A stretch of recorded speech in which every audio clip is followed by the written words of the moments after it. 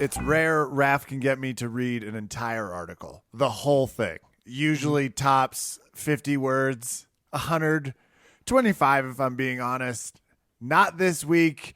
It's not for the best reasons. We will get into that, of course. I think people are more than aware that fighting sometimes not always easier from outside the cage, which means it's time for Verbal Tap. I'm your host, Kevin. With me, of course, Raph Esparza. Raph, how are you doing? Thank you for the baby gift.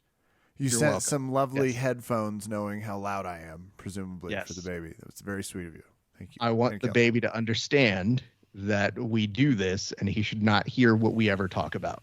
So if the baby heard us talk, I don't think he would be a fan. I'm more worried about him seeing my weak guard play in class, but we'll get to that. We will. Well, everybody, this is an interesting week in jiu-jitsu, and we hear you guys and gals. We hear a whole bunch of people talking, and there is a conversation that is emerging, and for me personally, it's very sad to see this issue come up again. We dealt with it, we felt, or we thought a few years ago with one particular individual. And we thought that might be a good linchpin that might be able to say, hey, we don't stand for that sort of a thing. And surprise, some people kind of do. And as we've had these conversations, we've seen so many voices emerge. But there's been one consistent voice that I have seen in all of the reporting, in all of jiu-jitsu. And there's not really good reporting. I think Kevin and I have been pretty consistent in our values of saying most clickbait trash. There's The Athletic, and there's JiuJitsu Times, and I got through the whole list. Felt good, but crushed it. And we have jokes on the JiuJitsu Times, but not today, because this is a subject that we feel merits a discussion, and we are bringing on somebody to help us with that discussion. So we are bringing on the managing editor of the JiuJitsu Times. Ladies and gentlemen, please welcome to the show, one, Averi Clements. Averi, how are you doing? Hi, guys. I'm doing great. How are you? Very well. Averi, I think the first question we have to ask you right off the back, how many DMs have been in your new folder? Not the ones with the people you know, but that message, hey, I've never met you before, but there's a lot of people messaging you now, I imagine. Yeah, I've probably... I have 30 in there right now, but I've probably had well over probably between 100 and 200 in the past 5 days. So it's been a little hectic. Well, Averi, let's get straight to it. A few years ago, Marcel Goncalves is an individual whose name crossed many people's paths as a jiu-jitsu competitor. When did you first find out about even the allegations or the stories that people were starting to talk about just in murmurs or in rumors? I really didn't hear anything when the story of his arrest first came out. That was in 2018, March 2018. I wasn't the managing editor of the Jiu-Jitsu Times at that moment. I was just a normal staff writer, I guess you could say. And that was the first time I'd really heard about it. I'm not even the person who initially covered that story. We just heard it in we read it in like a local news report. And I still we've heard about the situations a few times. Like there was one that hit very close to home that was in the Pittsburgh area. But for some reason, the one with Marcel always stuck out to me. Maybe it was because he was under the Fight Sports Affiliation. And that's a big deal, and Cyborg came out and spoke out about it. And I guess it was when he first got arrested. I wasn't too familiar with his name before that. Okay. So for me, I had covered EBI and I had covered Nogi Worlds. And in between those 2 weeks, I think, and I might be wrong with my facts, there was what he was accused of at the time took place. We later found out through reporters like yourself and other individuals that he did confess. So what ended up happening just in terms of when we were finding out what the reports were, or when we did find out more about his case in particular? Oh, sorry. Was that a question? Yeah. I'm sorry. Yeah, I'm just asking if you wouldn't mind kind of walking us through what you found out through those reports, and that was later confirmed. Okay. Yeah, so it was pretty much fairly straightforward in the police report, and it was later confirmed by the owner of what was at the time Fight Sports Naples. He's since changed the name and the affiliation. But basically, the police showed up to arrest Marcel. He's accused of having a sexual relationship with a girl who was 16 at the time, which is illegal in the state of Florida. And so they went to the gym to arrest him. He wasn't there. He was at a tournament. And then they came back later and he said, I don't know what's wrong with me. I don't know what's wrong with me. And in the police report, it says that he did admit to that, you have to call it a relationship with the 16-year-old. Okay. Now, when I read this, it's one of those things that it shocks you. It makes you angry. I think everybody goes through a very similar process of how could you do this? Why would you do this? I would like to bring up and slide back more to the journalistic side, which is part of the reason why I have to bring it into context in this way, in my opinion, which is at first, I think it was almost rumors or people had talked about something. And because I also come from a journalistic background, I'm always like, well, we got to work with certain wordings until we find out it is confirmed. But that police report, in my opinion, I thought it was pretty cut and dry. Yeah. Okay. Kev, at what point did you see any of this? Well, I would also, the reporting sometimes hits you with some details that you're just like, that sucks to hear. One of them, this is a compliment, but it's to Avery. You're reporting that this is Marcel's also his son's godfather, which is kind of crazy. Like, there's a lot of closeness here, and I've known about that portion. Obviously, he was arrested in 2018, but what I am still a little blurry about, and I'm happy to be asking the two of you because you just know a lot about it. What triggers this back up? Because we know, is it the emerging details of the payment cover-ups? What kind of got this back sparked up in the last few weeks? Okay, so this actually goes back to the year 2019. So we were first made aware of photos of Cyborg training with Marcel.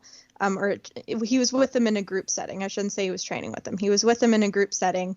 There's a photo of Marcel. It looks like he's rolling with somebody, putting them in a leg lock. And this was, after his arrest. And after Cyborg had already made a statement. And so we reached out to Marcel we reached out to Cyborg through the Jiu-Jitsu Times and said, like, hey, we have some readers who are concerned about this. Would you like to make a statement about it? And he basically said, and I've included the full statement in the article, but he was basically like, hey, like, it's a shame that people are so nosy. I really think what I do in my personal life is nobody's business. And I'm paraphrasing there. And we were just like, okay. And it was the culture, the environment at the time was such that I still believe if we had released that at that time, people wouldn't have cared. They would have said, hey, like, he's right. Like, it's his business. It's his business who he hangs out with. Like, mind your own business. So we said, okay. And we left it at that. Then in February of this year, we were sent those photos that have now been pretty widely circulated of Marcel in Wagner's academy. And the photos weren't dated, but what we do know is that it was Wagner's new academy, which had been opened after Marcel's arrest. They were posted from Wagner's daughter's account, which she first posted her first photo on that account after Marcel had been arrested. So not sure when the account was created, but like we assume that it was probably after he was arrested. So either way, we had a general time frame that no matter when these were taken, it was after Marcel had been arrested. So we sat on those for a bit because we were still like, man, I don't know if anybody's really going to care about this, I know that sounds crazy now, knowing how everything has blown up, but it was like there was just a piece missing. And we still wanted to sit on it and just wait for that bombshell for somebody to come out and be like, hey, like this has happened, somebody to confirm that, you know what I mean? And so it was at the end of July. Tex Johnson, of all people, started posting on his Instagram story that he had been training with Marcel at Wagner's Academy and had been poked in the eye by Marcel. And so he reached out to some people. I'm not sure exactly who he reached out to, but I got a hold of him. He told me, basically that he had been training there. I asked him a few follow-up questions. He sent me pictures of his eye, which had been really damaged. I said, well, when were you there? Did this happen? He said February, which lines up with when we received those photos in the first place, from Wagner's daughter's Instagram story. So from that point, it was Mo Yassim, who, runs ADCC. He also got a hold of those photos that I had. And he was really, really keen to get those out there. It seemed like, I'm not sure exactly what the beef was. It seemed to be more like, political payment stuff regarding ADCC. But he was basically like, I'm ready to release these photos, And so when he was gearing up to release this stuff, we basically had an article ready. But we knew that if he were to share that, we might have a better chance of getting a better response out of Cyborg and Wagner. And so he released the photos. We got that statement. And yeah, we released that article. So that it was, I'm pretty sure for both me and for Mo and for, everybody else who was involved in following this, because it wasn't just me. There were a few people following all of this along from 2018, 2019. I really think it was Tex's testimony that he had been training with Marcel in February. Okay. I was not expecting that twist, by the way. The Tex Johnson. I don't think anybody was. Yeah. Wow. And I'm looking at the pictures now. I'm sorry, Raph, you go ahead, but the pictures are quite clear. Well, let's put this in some context. And this is part of the reason why I think it is important to get kind of a perspective of how this became an editorial decision. Because we're talking about, let's say, the New York Times as an expose. There is a giant editorial staff that goes through. There is research. There's a number of people. It's a smaller staff at the Jiu-Jitsu Times. Yes. So maybe, and you can tell me if I'm wrong here, but as a former journalist in that way myself, I know that it may seem simple to come forward with something like this, but if you can't corroborate the story and if you can't give proper context, there are serious legal ramifications and there are serious ethical ramifications that come along with this. Is that true? Yeah, absolutely. And that's something that we have to be very careful about because, people can sue you for any reason. Yeah. And we don't want that to happen, not only because, that's a big pain in the butt and a lot of money involved, but also, as a journalist, you want to get the truth out there. You have to put aside your personal feelings and reach out to everybody and make sure that what you are putting out there is the truth or as humanly close to the truth with as much of the details possible as you can get out there. And what's interesting in my perspective. Quick moment of levity, Raph. Wouldn't it be cool if Jiu-Jitsu could solve it on the mats? But sadly, still, it's a court matter. Like, some listeners were like, wait, I thought we did this Kumite style. It's like, no, it is still the legal courts. There's a moment of clarity. So believe me, there are a number of people who wish they could do that on this one. I am not one of them. So I will express my frustration here. My frustration was I was aware of it after that EBI Nogi World situation. It felt weird. I believe I met his wife in that time. It was very aggravating to be able to put faces and names together to the point where when I was premiering the very first episode of the Grappling Hour, which is the spinoff of this show, I had Wagner as a guest. And I asked him for a comment on the situation. Now, granted, I'm not even asking anything further than, can you tell me how you felt? And the first reaction from him in that interview was, I really don't want to talk about it. And then he goes on to talk about it for several minutes. But I will give you a quick prop as you go into this. When, we'll be perfectly honest. We've been covering these people since 2012. Sometimes we were guilty of promoting them prior to our knowledge of these situations. 3 years ago, you did have a chance to stare Wagner in the eye and say, "What do you think of this?" And you end up talking about it for almost 10, 12 minutes. And his answer does not line up with his behavior. But go on. I'm sure you're getting there. I'm sorry. I just stepped on the thesis, but I was complimenting No, it's okay. No, it's fine. Here's the reason why I am not blowing that out of proportion. What I thought I was doing at that time was the bare minimum. I thought I was asking a very simple question, which was make a statement on him. At first, when he said he didn't want to say anything, I said, I think the issue is if you don't say anything, it's worse. It was my hope that that would be kind of like, all right, well, obviously, that's not going to be something that he's going to do. And when I looked back at that interview in context, I just thought, yeah, now it's going to seem like I didn't press him hard enough because it seems like, oh, he was doing this. And how would we know that sort of a thing? Well, lo and behold, reporters, researchers, much like yourself, people kept putting it into the conversation. But as I mentioned earlier, it is very difficult to go from accusations, even from some of our friends, Star-Lord. I know you're listening. Star-Lord is a very, very entertaining and fun person to be around. But he doesn't care about things like legality or any of that bullshit. He just says what he says. And so it's not like we can say, hey, I don't believe you. It's a matter of, hey, man, if you can say it, we need proof. So when this proof does come in, can you take me back to last, let's say it was Wednesday or Thursday? Honestly, they all blend together. What happens with what you're doing? Because now you are managing editor. So now you have decisions to make. And what do some of those conversations look like at that point?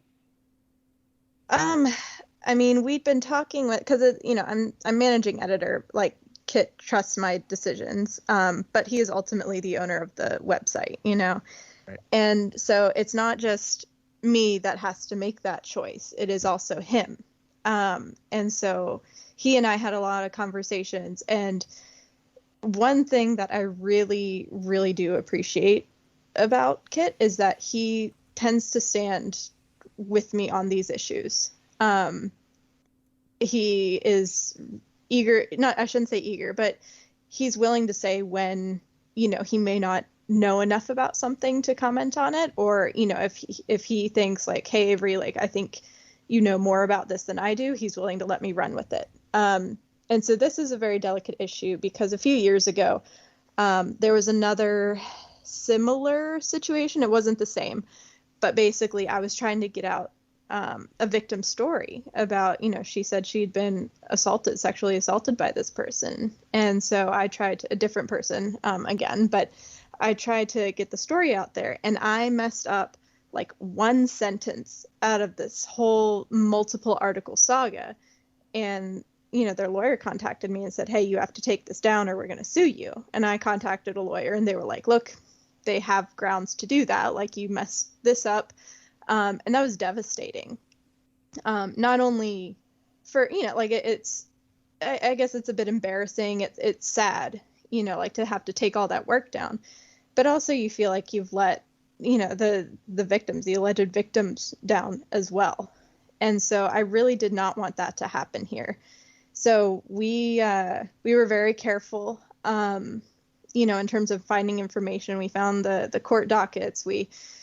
It was just a matter of being extremely, extremely careful while also realizing like the emotional gravity of like, I have been sitting on this for a combined 2 years, because it was 2019 that we first saw those first photos. And it was like, I've been sitting on this for 2 years. Like, this has to be done right. Like, that's just what kept going through my head. It wasn't even like this excitement, because it's an awful situation. It's not something you want to have to report on. But, as a reporter, people are like, oh, like, don't you want to break the story? Like, are you mad Mo came out with it first? I was like, no, like, I just want the truth out there. Like, I want to deliver it as accurately as possible. And that's just what kept going through my head. It's like, we have to get this right. We have to present all sides fairly. And we just have to be as truthful as possible. And so that, more than anything, was the emotional, I don't want to call it like an adrenaline rush, but it was very emotional for me. Like, I think I maybe slept 2 hours that night after the article went up. Sure. Just because I was like, man, I really, really hope I did this right. Like, I hope people from any side of the, I don't know if you want to call it a debate, but, whether you're from fight sports, whether you're, the alleged victim's family, whether you're just an average person looking in, I want everybody to be able to look in on that and say, I feel like that is the best version of the story that could come out. I feel like that is as much of the truth as could come out for this situation. And from the sounds of it, people have really responded well to it. And I'm personally, I'm very happy with how it came out. Awful, obviously, that it had to come out, but yeah, I feel like I did the best I could possibly do with it. And part of the story and part of what you're outlining is people are probably wondering, who's the pushback coming from? Where's it coming from? Well, it's very well funded, because it's ultimately comes back to money. And some of these fighters make money. Some of them have made a lot of money, and some of them train people that make money. And when money's involved, there's lawyers and there's process parts. So that's where the fear comes from. And that's why because you can't unsend it, right? No, we definitely, we follow that. That's particularly why I'm looking over at VerbalTap Legal to make sure they put the comedy trademark underneath all of our documents, just so no one notices. But yeah, and as you're here now, and this is the difficult part, and I swear we're gonna get to your favorite smash pass and secret rash guard, whoever your apparel people are. We'll get into that. We have a lot of, as Raph put it, we're definitely going to have Avery back just to talk jiu-jitsu. There's going to be bound to be some cool, hopefully there's an EBI women's again, because damn, the last few. Anyway, I just want to see some ankles bend in ways I've never seen before again. But this one right now, you're in the middle of also some pushback. And we're going to ask you about how you emotionally handle the mix, but you get a lot of people trying to share their stories. You also get a lot of people trying to pressure you. What's that like? Where does that come from? Honestly, I don't think until this came out, I was aware that there were some people who didn't really like me, but somebody who's pretty well respected in the jiu-jitsu industry told me yesterday, people have really told me, a lot of people have told me that you're this crazy feminist and be careful around her. And the more I talk to you, the more I realize you just want jiu-jitsu to be safe for everyone. I'm like, yes, that's it. Will self-proclaim I am the crazy feminist online though, and I'm with you. Sisters unite, Raph. We're not going to tolerate this BS. Yeah, but it's about to get great. Where they're what's her weapon of choice? Equality. Ugh. Yeah. I hate equality. Let's get her. What did she choke you with? Feminism. It's oh, how dare she? But back to your question, I don't think there hasn't been too much pushback directly to me. Which I've been pleasantly surprised about. I've gotten a few messages that are kind of weekly defending the choices of Cyborg and Wagner. And I'm I don't really care about that, but there hasn't been any, in the past, there have been some really, really aggressive and kind of scary messages that I've gotten. And these ones have mostly been oh, but I like these people.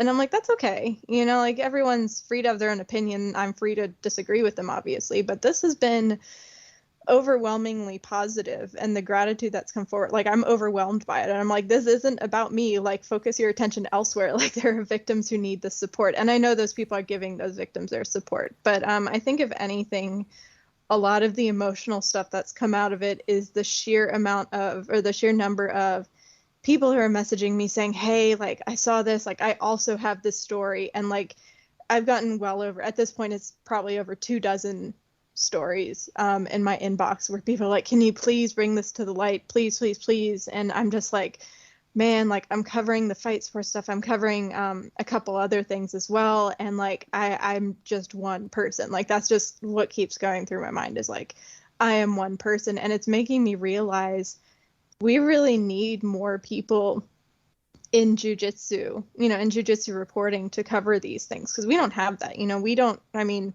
you could say that, Flow is our ESPN or our major outlet, but it took them 5 days to put anything out about this. And I know, they don't operate under the same constraints that we do, like they have to talk with their whole legal team. They operate under Flow Sports, so I'm not placing any specific blame on any of the writers or the people who run Flow Grappling, because I don't know what that process was for them. But either way, as it stands, like the top media company of our sport took 5 days to come out with this. And it's like, man, like if the biggest story, because I personally think this is the biggest story in our community that I've seen since I started jiu-jitsu. I'm like, if that's what's coming out of the biggest media company in our sport, then like how is all this other stuff going to be brought to the light? And I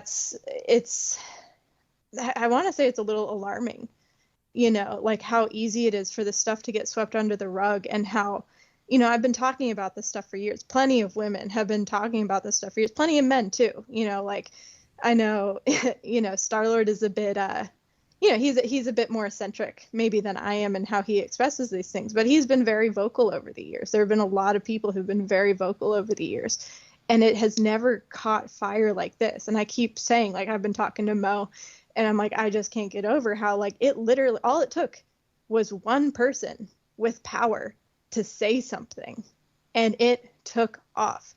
Like, I've been feeling gaslit for years, thinking like, oh my God, nobody cares about this. And people do. It just took one person to stand up, one person who wasn't me, one person who wasn't, like a B-level grappler, somebody who had actual power. It took one of those people to say, this is wrong, and I want to do something about it. And now we're in the middle of this crazy movement. Like, it is so crazy, so overwhelming. Like, I can't believe this is what's happening right now. I mean, I will say this. I understand the discussion on Flow Grappling. That is almost a separate discussion into itself. Yeah. And I would also say there are some philosophical differences in what media is between myself and Mo. Mm-hmm. But I mean, this is a universally good thing that he came forward to tell us this. So I do appreciate that. I feel like this is one of the things where we all get on the same side. Yeah. But in the past, when I've seen him define what media is in BJJ, and then for him to say in the same sentence, why don't we have more people like that? It's like, well, look at our ecosystem. Yeah. So if you don't create that ecosystem, or you don't treat people like professionals, what do you expect? So for me, there is a little bit of a, oh, okay. Now I think people see that people like you, people who actually spend the time doing the due diligence in this sort of a thing, it's rare. And I think that is part of the reason why you're probably overwhelmed. And to be fair, like for you to carry that burden, it's a lot to ask. Granted, you are doing very nice things. I do want to get to those things, so we will have conversations on that in just a second.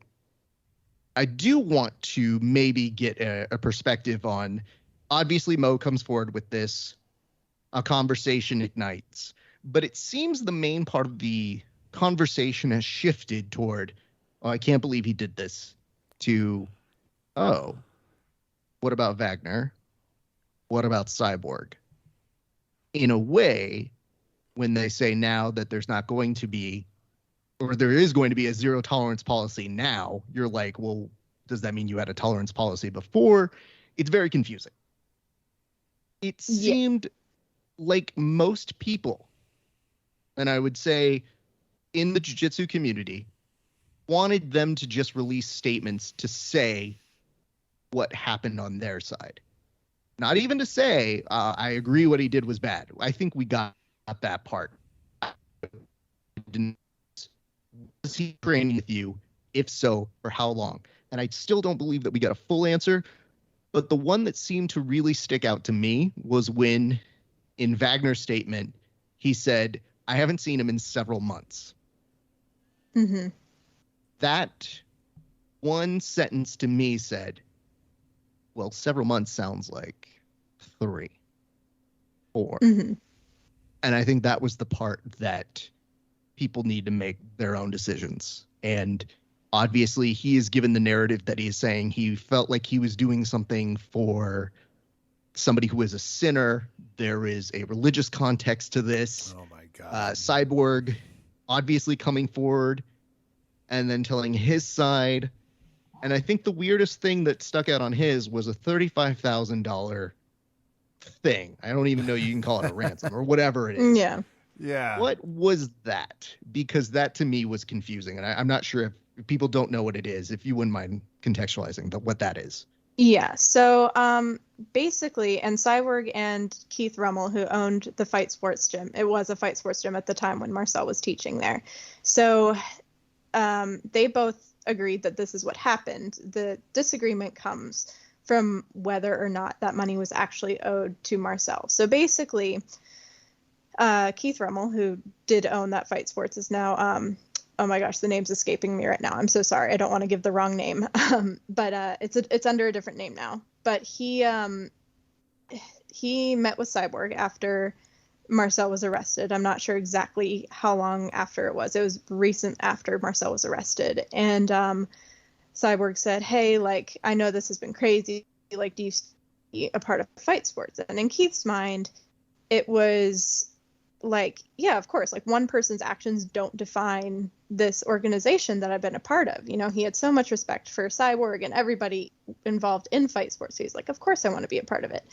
And Cyborg said, look, I need you to give $35,000 to Marcel's family if you want to continue to be a part of Fight Sports. Keith said, absolutely not even about the money. I wouldn't give that guy $2, you know, because of what he did. And so Cyborg said, okay, well, in that case, you know, you can't be a part of Fight Sports anymore. So from Cyborg's perspective, he was basically like, that money was for Marcel's family. It wasn't for Marcel. You know, Marcel still has a wife and a son that need to be taken care of. And Cyborg claims that Marcel was a part owner of that gym. Now, there's no documentation that says that, and Cyborg acknowledges that. And he said, you know, I thought it was fair that Keith would basically buy Marcel out of the gym, and then that money could go to support Marcel's family. Now, Keith says, and again, there's no documentation to prove this either way, but Keith says Marcel never owned any part of the gym. He never invested a dime. He was always an employee. So he was paid from day one. He never invested the time and money that would make him an owner. So there's no question that Cyborg did ask Keith for that $35,000. The question is just, you know, was Marcel actually an owner? Cyborg says yes. Keith says no. So that's basically what that conversation is about. Got it. And just to make sure, yes, Keith Rummel, he was the former owner of Fight Sports Naples. Yes. So just put a little bit more context to that. And I think what's interesting about this is that in this particular case where I felt good about what people have done, such as yourself and Freddie from BJJ World, which has been just trying to get people to make statements, because at this point, for these things, it is really coming down to first-person testimonials. So it is people saying their side. And I always caution people. I'm like, just, you know, as you do it, as you're reporting, make sure you can say what is in your interpretation. So we've gotten statements from Wagner, we've gotten statements from Keith, and we've gotten statements from Cyborg that all seem to tell some tales. But in that wake, we've also gotten some testimonials from individuals who seemed like now was a good time, or at the very least encouraged, perhaps angry, perhaps I can't really fully put into context what they may be feeling, but definitely some people who have shared their stories. Can you tell us some of the people that you've seen who have shared their testimonials from grapplers who are also sharing their stories in addition to these? Yeah, well, there's one girl I've interviewed. Her name's out there. She's happy for it to be out there. So Mandy Schneider, it's from Texas. She was 16 when she claims that she was sexually assaulted by another black belt who got his black belt from Cyborg. From what she says, Cyborg actually handled that situation well, like as she wanted it to be handled. So she doesn't condemn them for that situation, but that was all in her statement that she gave to Mo. We have a bigger, like a huge, is probably the most emotionally difficult interview I've ever had. It has kept me up at night. It has left me sobbing, like actually sobbing, re-listening to it. So it's going to be huge. It's going to be important, but that's going to be coming out either this week or next week. We're still waiting on a few things for that. So there's been her. There's been another alleged victim. I haven't spoken to her personally. I know who she is. She's being kept anonymous. She's spoken to Mo. And this is somebody else we've known about for a couple of years. And she claims that she was assaulted at a fight sports camp. And there's a lot that kind of goes into that. There's not a lot that I can prove or talk about right now, but that's another victim that has come forward, alleged victim that's come forward. And gosh, there's just been a lot. There's been a number of women. Samantha Cook has talked about how she says she was really sexually harassed by Jackson Sousa.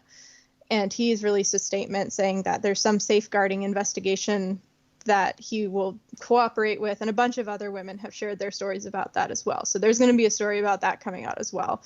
And that's not the first time that those allegations have been reported of his behavior. So there's that. There's a lot of smaller, I shouldn't say smaller cases, but, under not big names, but they are just horror stories. Some of them I've known about for a while, but there are basically the only thing I can say is this happens all the time. And I do not believe people say, oh, it happens in every sport. There is not any part of me that believes this happens on the same level in volleyball, in basketball, maybe even in other martial arts. Like, this is an absolute epidemic.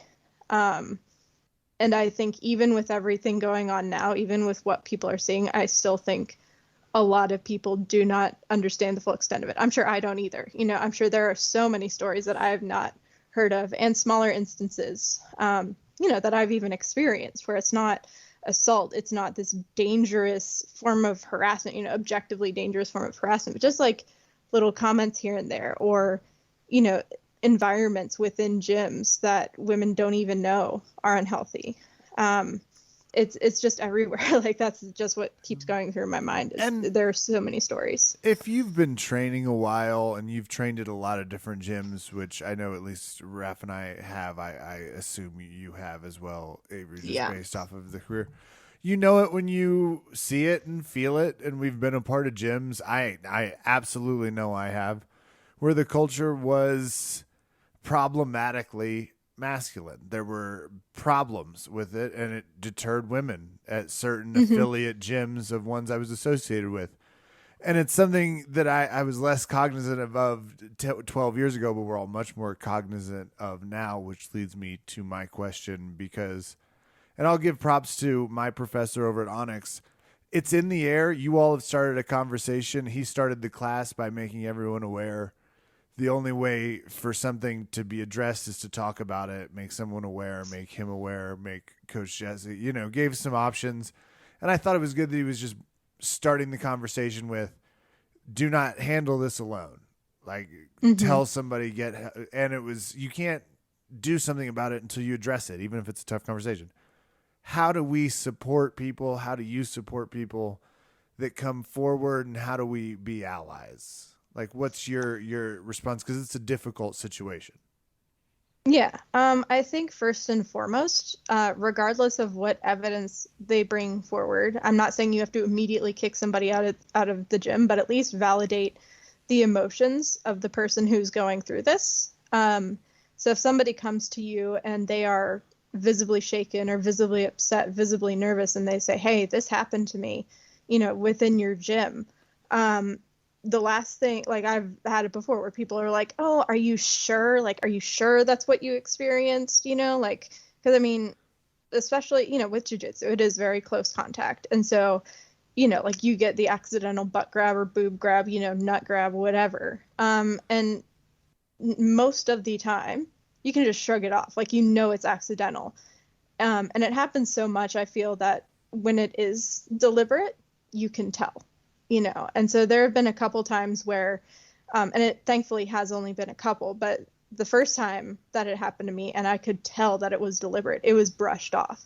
I was told, oh, it's a close contact sport. Like, you're being sensitive, like you could ruin a person's life with accusations like these. I'm like, I know what I felt like. This happens all the time. Like, I know the difference between like, whoops, I was, trying to get a seatbelt and accidentally, brushed up against you, and like someone's trying to cop a feel, and then it recently happened, which is crazy to me. Like, it happened in the room with my 6 foot tall, bearded, brown belt, boyfriend with me. And it happened there. And I approached the gym owner about it. And I was scared I would, once again, like that, he would take his own student side, because I was just visiting at a gym. And he was like, no, like, I believe you 100%, tell me who the guy was, like, we're going to sort it out. And just feeling believed, like, that was really incredible. And I didn't even need the guy to be booted from the gym or anything. I just needed it to be taken seriously. And obviously that is, I guess you could say a lower level offense. But, the best thing I can say is, give your student the benefit of the doubt. You don't have to take immediate action if the evidence isn't there, but do your due diligence to talk with all the parties involved. Don't try to keep the victim quiet about it, because that happens a lot. And yeah, just do your part to make sure that they feel safe. If it does come out that this person, did do harm upon, their victim, their survivor, then don't make the victim feel unwelcome at the gym. This happens all the time too. This is another conversation that I hope kicks up soon, is a lot of the times this happens and the person who perpetrated the abuse is allowed to keep training, and the person who is victimized is kicked out because they were, quote unquote, causing drama. They're like, oh, like, there's going to be drama in the gym. Like, one of you has to go. Guess it's going to be, the victim. Oh, it's to keep you safe. Like, this happens all the time, which is crazy to me. Like, I know people hear about this the first time and they're like, oh, like, that's a weird one-off incident. Like, no, this is frequent. So yeah. And I mean, I guess talk to other women in the community as well. Like, if you aren't sure how to handle these situations, like, listen, follow women in the community, not just the big name ones, but if you see somebody, tagged in somebody's story and they're bringing up a good point about how to handle this, or if women in the community who talk about this and they have, organizations or pages that recommend tips like this, follow them. The best thing that you can do a lot of the times is to sit back and learn for a bit. And that way, when this does come up, it's not taking you 3 years to put in a, whatever it was, like a sexual harassment, no tolerance policy. Like, it happens. It's going to happen. And I think the best thing you can do is to be prepared for that. I want to say one of the weirdest things that you can take out of, I guess, these circumstances is when someone comes across as a leader. And we've seen a number of people, both male and female, who have been very vocal about their thoughts on it. And I such a way where people who have no relation to any of these events or matters felt compelled to say something. And I thought at first, man, it is crazy that people who like just feel they have to say something about it. But then I started realizing, I'm like, you know what? The one thing that I will not criticize on that perspective is that I think that we need more people who are hurting to hear those voices. And so it has been difficult to weed through everybody. There's been so much outpouring, but when one or two voices peer through, I may not have ever known, and I apologize if I butcher her name, but I do see it's Meg He or Megan Yee. Her page, if I can encourage our supporters to go listen to her, see her Instagram, she basically, like, she did the homework for everybody. She spelled it out on how you can encourage people. She spelled it out on how you can empower people who may feel powerless. And I just thought it was such a very clear and present voice. I would have never, I don't think, had really come across these messages without people like you and people like Southpaw Podcast. There are a number of people who were sharing, who are in our circle, that I saw as a result of that. And I said, yeah, that strikes it right on the head. What I would say, and this is my small contribution, just from my perspective, is I think that saying, like, hey, everybody, this is a good thing when bad times come through, to say these voices or amplify these things. I think it's even more prevalent when it feels safe to do it. I'm not just talking about now. I'm talking about in 2 months. I'm talking about in 3 months, 4 months. Like, regularly say these things to the people in your classes, to the people in your gyms, and actively say, are we feeling safe? If you ever feel unsafe, please come see me. And I feel like that will bring you a form of accountability. Now, what happens next, as we've seen as abuses of these cases, is fair for people to judge as they need to. But if you are a responsible gym owner, it may not seem like much, but much like even seeing Andrew Wiltsey chime in, it's like, yeah, you should. And you know what? People are going to hear him because they love him as a grappler, and they're going to say, yeah, I agree with that guy. So one thing that I did want to ask you about as we start to circle up here is that I saw that you had put a push on your Instagram for people to reach out to you. Yeah. How? And more importantly, like, at what point should people feel like they can? Because I think that's the hardest part. You touched on it when you said that some people feel like, I don't want to cause ripples. I don't want to be a problem. But I think it's important to let people know, at what point, like, should they reach out to you? Yeah. What I tell people, because again, I hate to even say like something has to be a priority over something else. I really, really hate to say that. But as it stands in terms of things being covered, if you are ready to speak out, then that's probably a good jumping off point. Because there's a lot of people who come to me with these stories and they say, oh, but I don't think I want this to be out there just yet. And it's like, well, then, I can't really help you. Or they'll say, oh, this happened to me. I don't have any evidence. It hasn't been reported, and it kind of leaves me with just like empty hands in terms of what I can do with it. Maybe another journalist with more resources would be able to do more, but I am literally just me in my apartment with my boyfriend and my cat. You know what I mean? Like, I don't have all these investigative resources to dive deep into every one of these stories. So if you're ready to come forward, if you have evidence, that is really, really good. And that can be anything from arrest records. It could be, text message conversations between you and somebody. Some people have come to me with voice recordings with their abuser admitting what they did, which is crazy, crazy courageous. Any type of evidence that you have, if you could, I know this sounds like, oh, you're doing a lot of the work for me, but like, I need it. Like, again, I am one person. If you could put it in like a Google Drive and send it to my email, which is Averi, Averi, .Clements, CLEMENTS @gmail.com. I will get to it when I can. Again, I think, I hope people realize that my plate is super, super full right now, and I can't get to everything right away. Maybe a few days, few weeks even, until I can. But I will do my absolute best to get something out there. So I'm just asking people to be patient with me right now. But if they're ready to come forward and they have evidence, I will do what I can. Well, at least until we can teach that cat how to check their sources, or the bearded brown belt, whichever.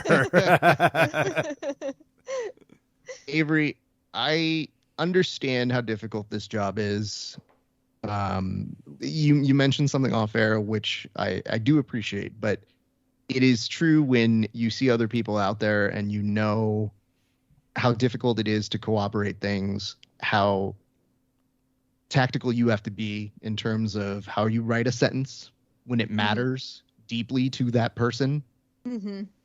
That these are difficult things to do, and yet you are one of the few, if not the one, who has really, really been pushing that forward.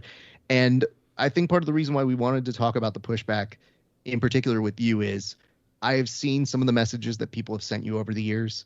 I have seen the gross conversations that people have had, and that's just to you. That you are one part of a larger group of women practitioners who practice in this sport. And it's difficult when I hear people say, oh, is this going to become another Me Too? I'd hate to see that happen in this sport. Yep. And it to me says, well, that sentence tells us that's why it exists. I understand to some degree what you have faced, and I appreciate you for doing it. And I know that even though it seems like there is only a few voices who are doing it, I can say with some degree of certainty that the work you're doing will inspire other people to do that similar work. As hard as it is, as unrewarding as it is, I'm glad that you do it, and I hope that you also take the time for yourself that you need, because it is draining. And anybody who has to not just empathize, but listen to these stories, it becomes a part of your life too. So I'm sure I'm just saying thank you on behalf of those people, but a lot of other people who may not have heard these stories. So thank you so much for discussing with us, discussing what you know, and kind of walking us through what we can do to be better. Having said that, Kevin did ask. I'm going to allow you to ask your guard passing question now, Kevin. Yeah, pressure pass wise, I got some problems with some really flexible. We've got Jesse and Xavier, like both. Her leg just pops out of nowhere. I don't know how to get it in. So like you're trying to pass somebody who's a little more flexible. What's your pressure pass go to? I love a good double unders pass. And I have a really flexible guard. Yeah. I haven't gone that route actually. Really? Yeah, that's really my go-to pass no matter what, because I'm small. I'm 5'2" and 120-ish pounds. And you can use so much of your weight to smash past anyone's guard and control their legs. So that is when people get really frustrated with my guard, I kind of shoot myself in the foot a little, and I'm like, here's the pass. If something's going to work on me, it's going to be this. Well, so I'm huge but terrible, so I'm going to try it. Just don't break anybody's spine, please. Noted. Or my own. My own included. Yep. Well, Avery, thank you so much for coming on. We look forward to bringing you back for happier times, for a more lighthearted. I mean, we're a comedy podcast, so I feel like we owe you a comedy episode of this in the future. But you have an open invitation to come back at a time where we can tell all the silly jokes that we get to tell each other when we see each other in the DMs or we pass each other in person. Thank you so much for coming on. No, thank you guys so much, and thank you for bringing this issue, to your audience. I really, really appreciate that. I know many, many other people feel the same.